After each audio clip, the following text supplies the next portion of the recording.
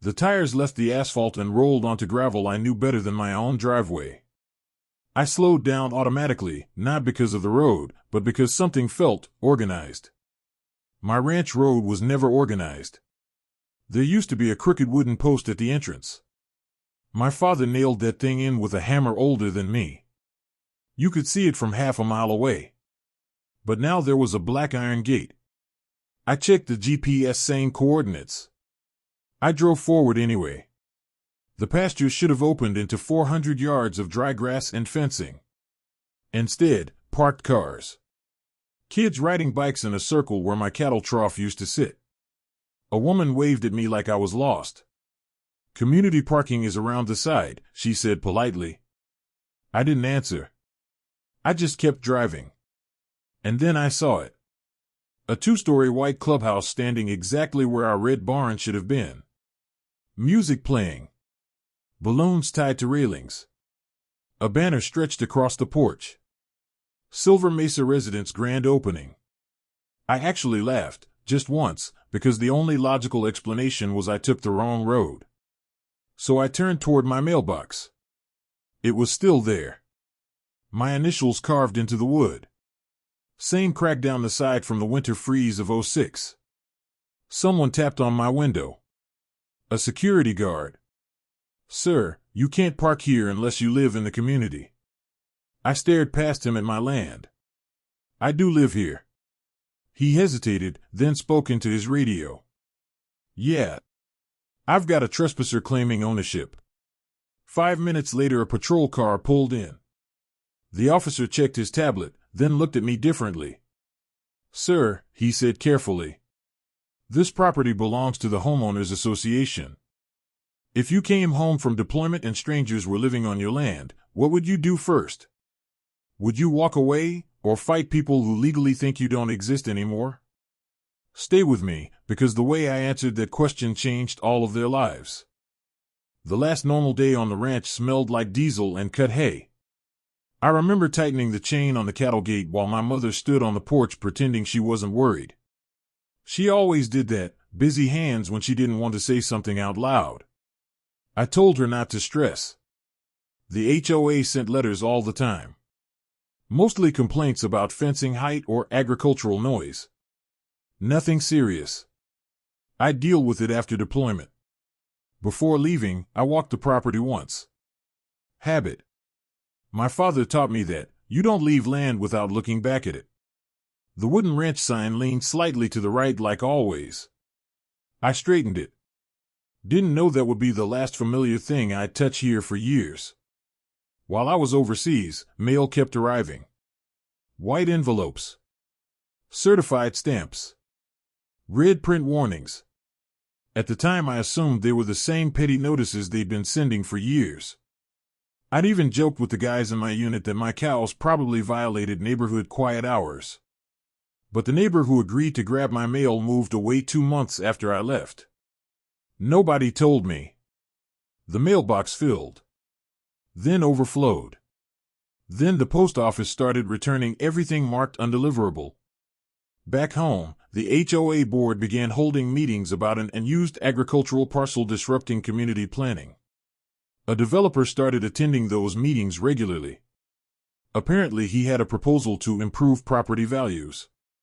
Somewhere in that timeline my contact address was updated in county records, not to my military forwarding address, but to an old apartment I hadn't lived in for years. So notices kept getting sent. Warnings turned into fines. Fines turned into liens. Liens turned into something else entirely. Thousands of miles away, I was worrying about heat signatures and patrol routes, while back home paperwork kept moving without me. I thought the land was waiting. The land thought I had disappeared. The officer didn't handcuff me. He didn't apologize either. He just stood there beside my truck, tablet still in his hand, waiting for me to argue with something he believed was settled. So I walked past him. Straight toward the clubhouse. Nobody tried to physically stop me at first, which somehow felt worse. People just stared the way you stare at someone walking into the wrong wedding. Inside, cold air conditioning hit my face. The lobby smelled like fresh paint and citrus cleaner. A glass display showed community newsletters. Right in the center was a framed map. I recognized the creek bend immediately. My ranch.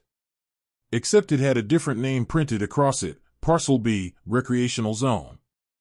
I actually leaned closer thinking I misread it. The HOA manager approached with a careful smile and printed a document from the front desk computer. She turned the page toward me like a teacher correcting homework. According to the paper, my property had been foreclosed for unpaid assessments. Ownership transferred to the association 8 months ago. I shook my head because it felt procedural, fixable. I pointed outside at the mailbox, the fencing line, the well pump housing. She said those were now community historical features. I walked out and headed to the barn. The barn doors were gone. Inside were stacked treadmills and folded yoga mats. My feed room had a keypad lock. A contractor noticed me staring and casually showed me the building permit posted near the entrance.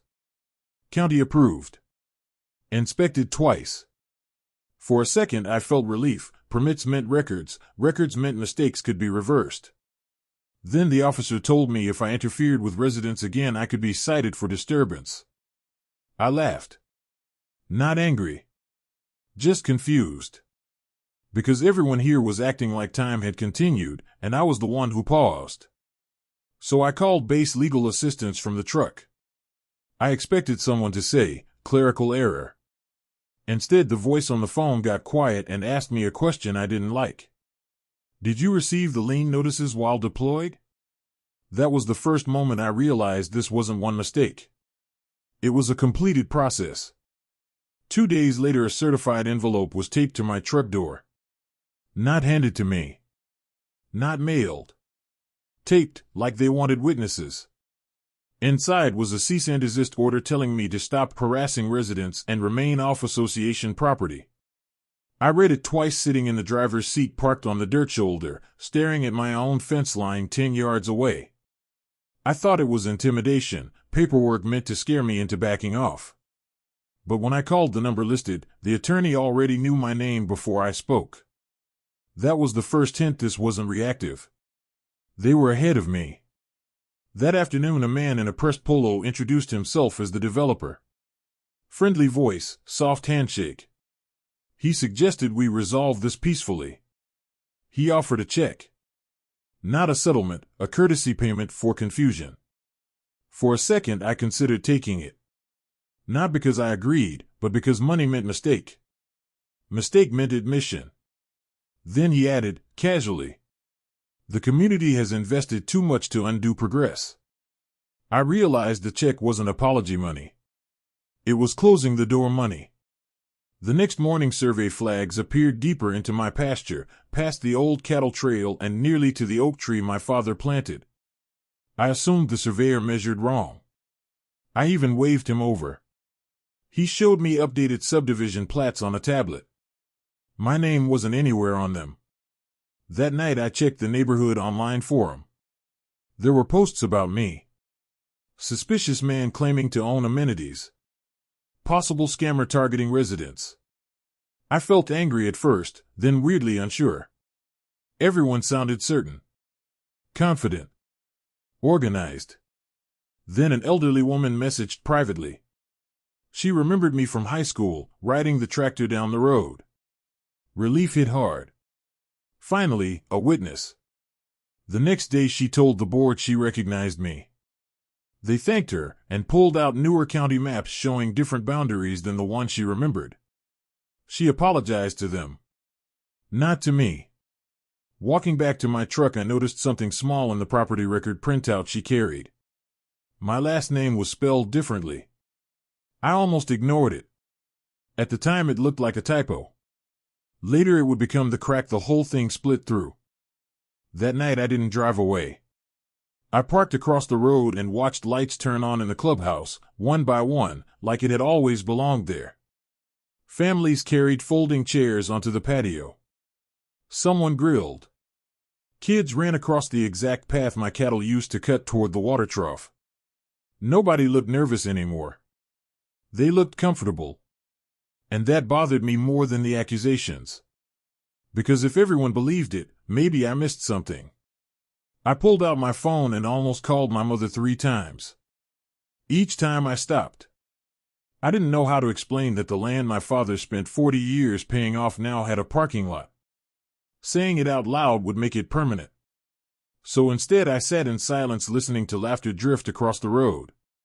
For a moment I wondered if deployment timelines messed with my head, like maybe paperwork had been handled before I left and I just forgot. I even opened the developer's check again.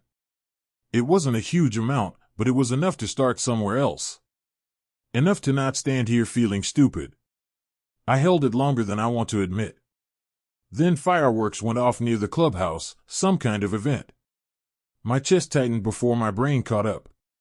I stayed still until the noise stopped. Afterward, everything felt slower. Heavier. I realized how tired I was of explaining myself to people who were certain. Maybe fighting wouldn't fix anything. Maybe this was already finished and I just hadn't accepted it yet. Before leaving, I looked once more at the oak tree near the fence line. I remembered planting it with my father. That memory didn't feel wrong. Which meant something else was. The notice for the monthly HOA meeting was posted on a corkboard outside the clubhouse. I stood there longer than necessary reading it twice, like the wording might change if I gave it time. Residents welcome. I almost didn't go. Walking into a room where everyone already agreed you didn't belong felt pointless, but standing outside watching them vote on my land felt worse. So I put on my uniform. Not as a statement. More like armor. Conversations died when I opened the door. Not dramatic silence, just that soft, uncomfortable quiet where people pretend to shuffle papers. Folding chairs filled the room. Coffee urn in the corner. Kids coloring at a table in the back. The HOA president smiled carefully. Not friendly. Controlled. She asked if I lived in the community. I said yes. Half the room shifted in their seats. They let me sit but not speak at first. Agenda rules. Budget approval. Landscaping contracts. Pool maintenance. My barn listed as fitness storage renovation.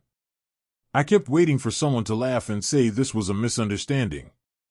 Nobody did. When they reached open floor comments, I stood. I didn't have a speech ready, which became obvious immediately.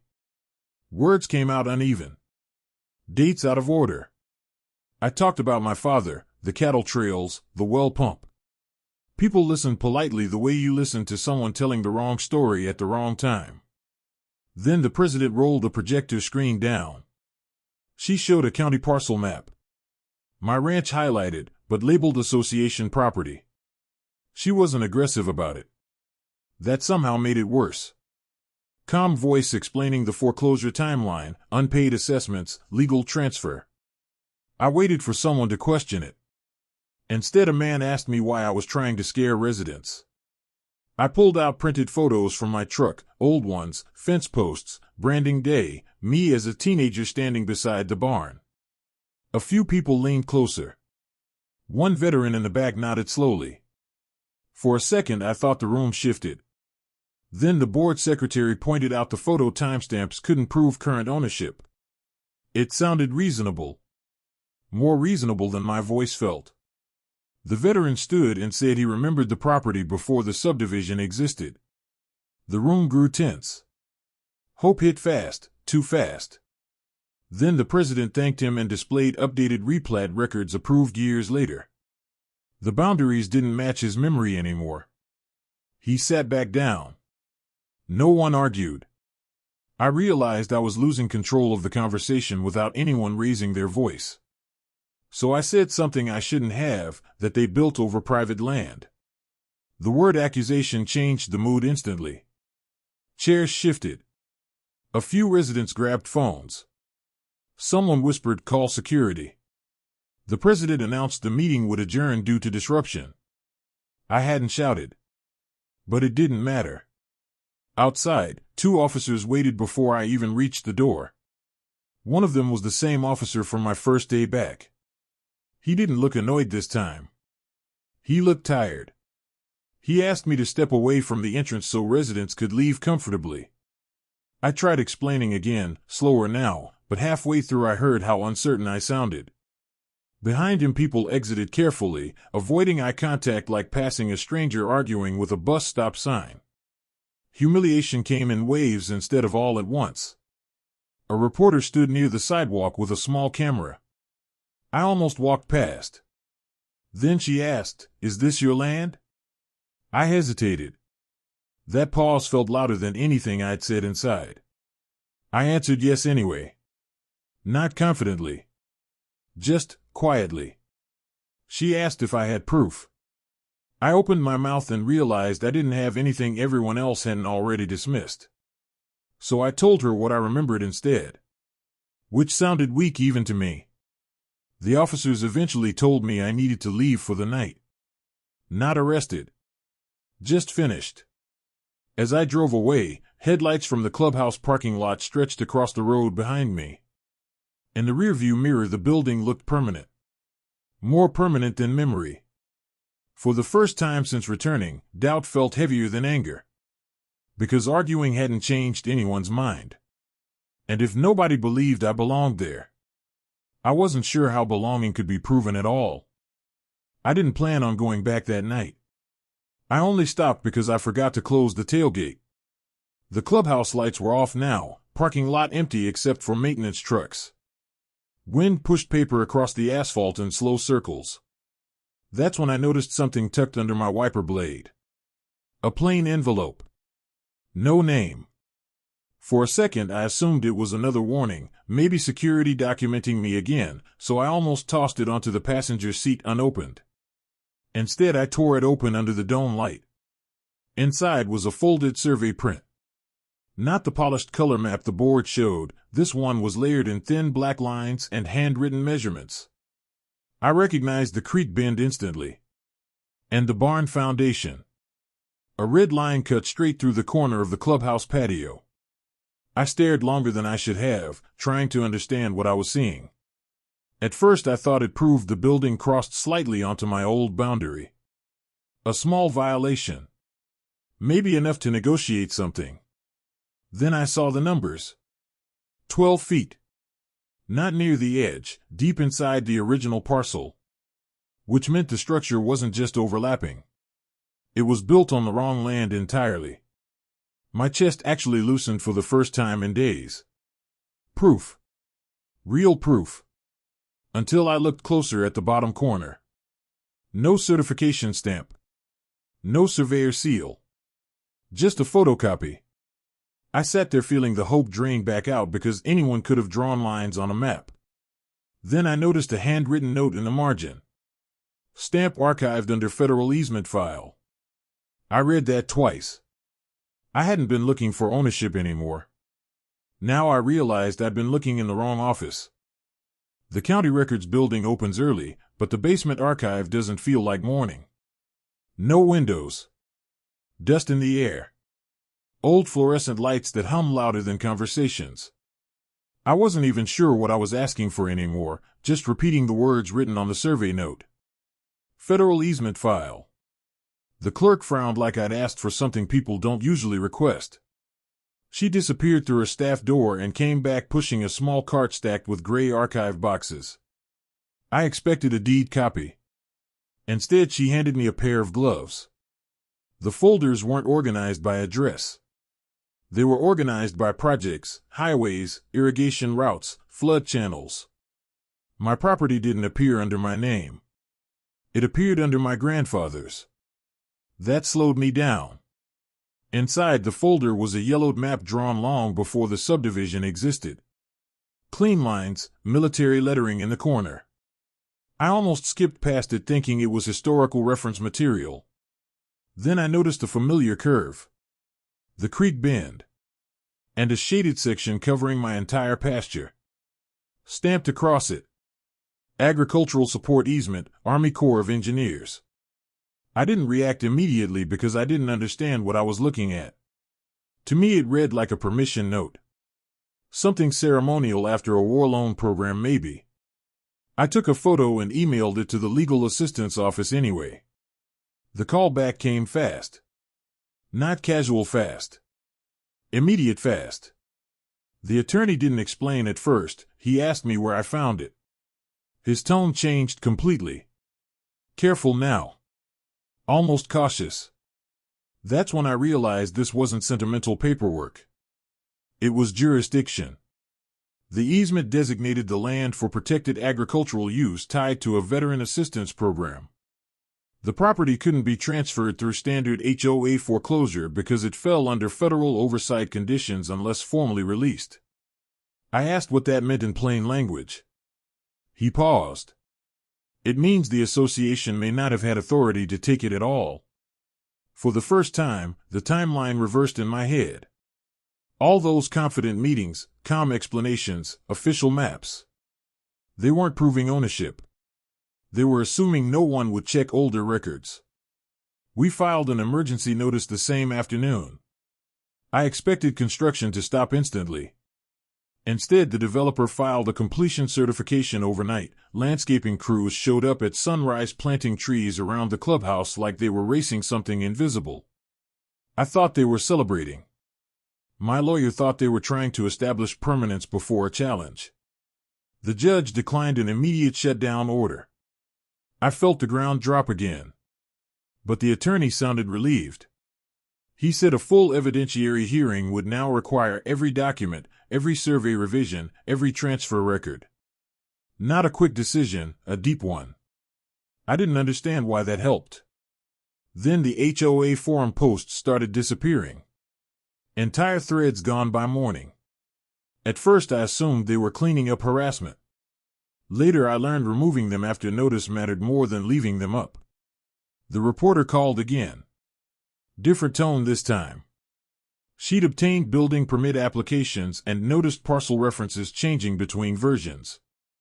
I had no idea what that meant legally, but she asked for copies of the map I found. The story aired that evening. Residents weren't angry now. They were confused. 2 days later, the association's attorney requested a clarification meeting. Not a settlement meeting. Clarification. We met in a small conference room. No hostility, just quiet tension. They asked if I understood the easement. I admitted I barely did. My lawyer slid a highlighted page across the table. The developer's representative stopped talking mid-sentence while reading. No one threatened me anymore. They asked how I wanted to proceed. I thought that meant they were confident again. My attorney gently touched my arm under the table, a small warning not to answer quickly. Because for the first time since I'd come home, they weren't explaining my situation to me. They were trying to understand theirs. The courtroom was quieter than every meeting room I'd been in. Not tense quiet, attentive quiet. Like people expected something precise to happen. I sat at the table trying not to look at the gallery behind me. I could feel residents there without turning around. The same people who'd watched me get escorted out of my own gate now waiting to see which version of reality the room would accept. The judge entered, glanced at both tables, then at the stack of rolled maps leaning against the wall. That caught my attention immediately. Nobody brought decorations to court. The HOA attorney spoke first. Confident voice, structured timeline, foreclosure procedure explained step by step. Listening to him almost convinced me again. Everything sounded orderly. Documented. Reasonable. I felt the same doubt creeping back. Maybe legality didn't care about memory. Then my attorney stood and didn't argue. He asked to display the survey overlays. Lights dimmed. A projector hummed. 2 maps appeared layered together, the association subdivision and an older grid beneath it. At first it just looked messy. Lines crossing lines.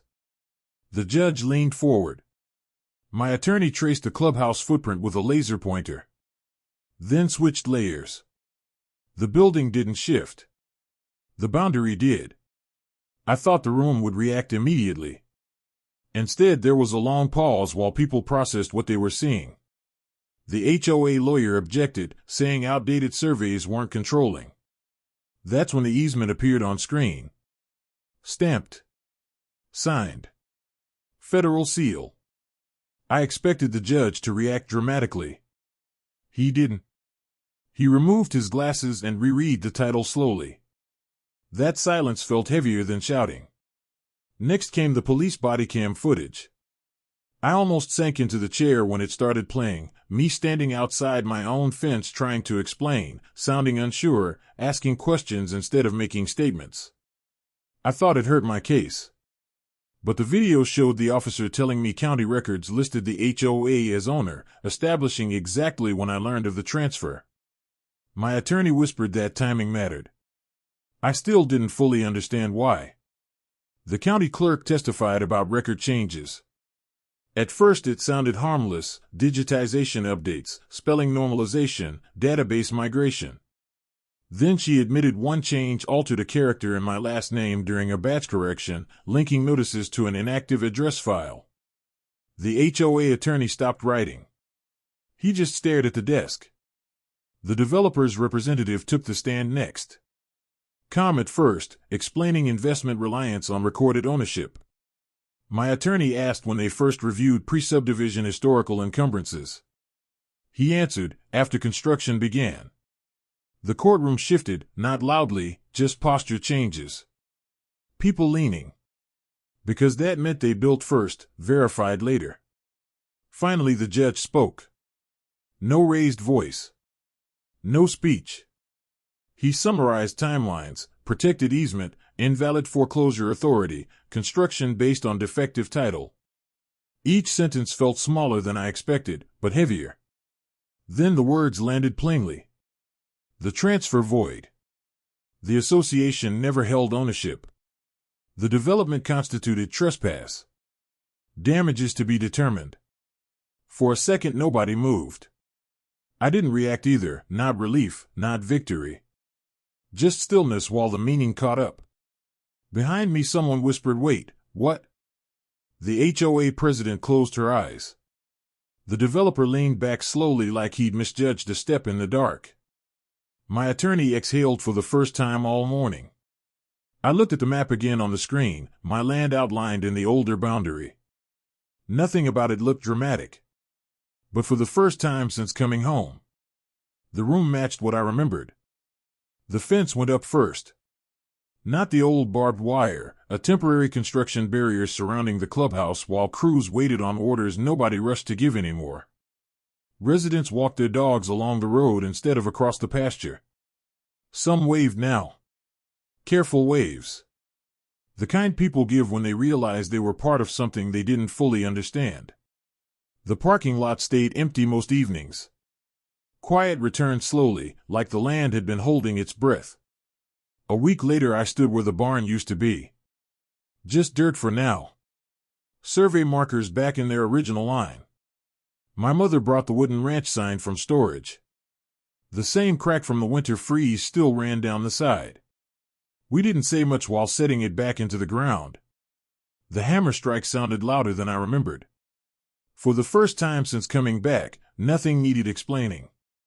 I thought winning would feel loud, relief, anger, something big. Instead it felt simple. I wasn't trying to prove I belonged here anymore. I was just standing where I always had.